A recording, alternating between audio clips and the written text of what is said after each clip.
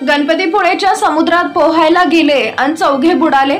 तिघांना वाचवण्यात यश आलं असून पंढरपूरच्या एका तरुणाचा बुडून मृत्यू झाल्याची घटना काल दुपारी घडली आहे। सोलापूरचे तिघेजण आणि पंढरपूरचं एक जण असे चौघेजण आपल्या दुचाकी वाहनावरून गणपतीपुळेला गेले होते।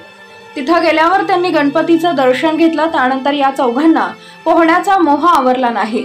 हे चौघेही समुद्राच्या पाण्यात उतरले, परंतु पाण्याचा अंदाज आला नसल्याने ते खोल पाण्यात बुडाले। त्यावेळी हे चौघे बुडत असल्याचे समुद्र किनाऱ्यावरील लोकांच्या लक्षात आले। यावेळी या लोकांनी किनाऱ्यावर असणाऱ्या संरक्षक दलाच्या लोकांनी तात्काळ पाण्यात जाऊन तिघांना वाचवले। यामध्ये अजय बबन शिंदे, आकाश प्रकाश पाटील, समर्थ दत्तात्रय माने तिघेही राहणार सोलापूर या तिघांना वाचवण्यात यश आलं। मात्र पंढरपूरचा अजित धनाजी वडेकर सध्या राहणार इसवावी पंढरपूर याचा बुडून दुर्दैवी मृत्यू झालाय।